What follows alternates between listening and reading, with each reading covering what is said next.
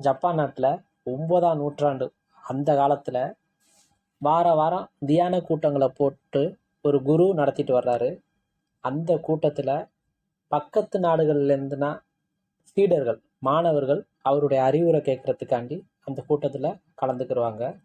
இந்த குருவோட பேச்சை எல்லா மாணவர்களும் கவனமாக கேட்டுக்கிட்டு இருக்கும்போது வந்திருந்த மாணவர்களில் ஒரு மாணவன் திருடிட்டான், தப்பு பண்ணிட்டான்.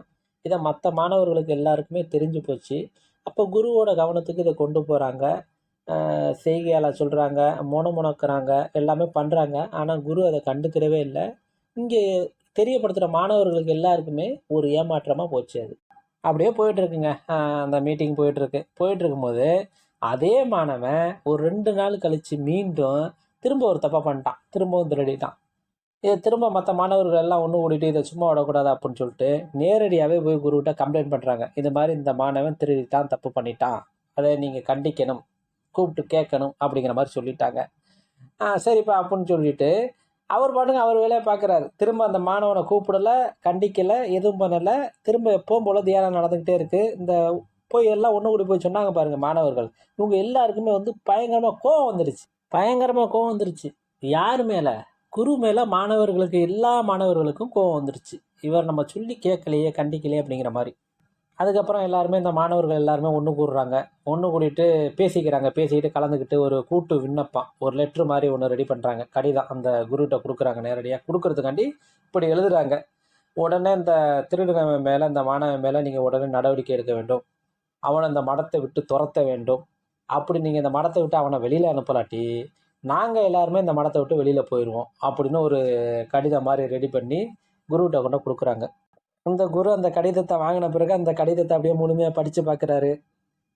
அவருக்குள்ளே ஒரு சின்ன சிரிப்பு முடித்தோடனே அந்த மாணவர்கள் எல்லாருமே ஒன்று கூடிட்டாங்க. திருடனை முதற்கொண்டு அதில் இருக்கான். எல்லா மாணவர்களும் இருக்கும்போது இந்த கடிதத்தை படித்து பார்த்துட்டு சின்ன ஒரு சிரிப்போட மாணவர்களை ஒரு முறை அப்படியே பார்த்துட்டு அப்புறம் பேச தொடங்கினார்.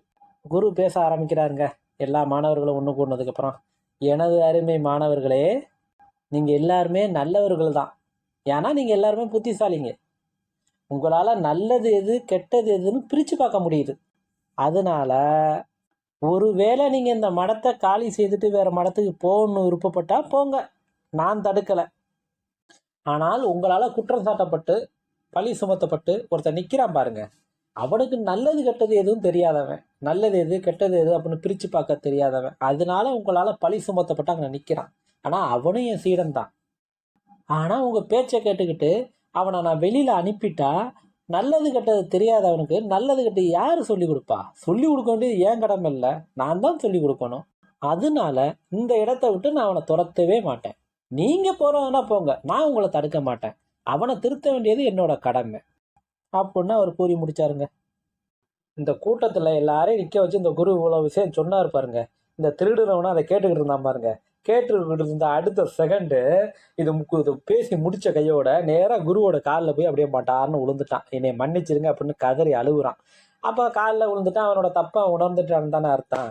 இதை மற்ற மாணவர்கள் எல்லாருமே குருவோட நல்ல எண்ணத்தை புரிஞ்சுக்கிட்டு அவங்கள்ட்ட மன்னிப்பும் கேட்டாங்க. என்னை மன்னிச்சிருங்க அப்படின்னு மற்ற மாணவர்களும் மன்னிப்பு கேட்டாங்க. இவனும் காலில் விழுந்து கதறி அழ ஆரம்பிச்சிட்டான் திருடனவனும். இந்த கதையிலேருந்து நாம் என்ன தெரிஞ்சுக்கலாம்னா, அதாவது ஆரோக்கியமாக இருக்கவங்களுக்கு மருந்தோ மாத்திரையோ எதுவும் தேவையில்லைங்க. ஆனால் ஒரு நோயாளிக்கு கட்டாயம் மருந்து மாத்திரை தேவை தான். அதுபோல தான் ஒரு நீதிமான்களுக்கு, ஒரு புத்திசாலிகளுக்கு எந்த அறிவுரையும் யாரும் சொல்ல தேவையில்லை. ஆனால் ஒரு முட்டாளாக இருக்காது, ஒரு முட்டாளாக இருக்கிற ஆளுகளுக்கு, ஒரு பாவியாக இருக்கிறவனுக்கு, அப்பாவியாக இருக்கிறவனுக்கு கண்டிப்பாக அறிவுரை தேவைதாங்க.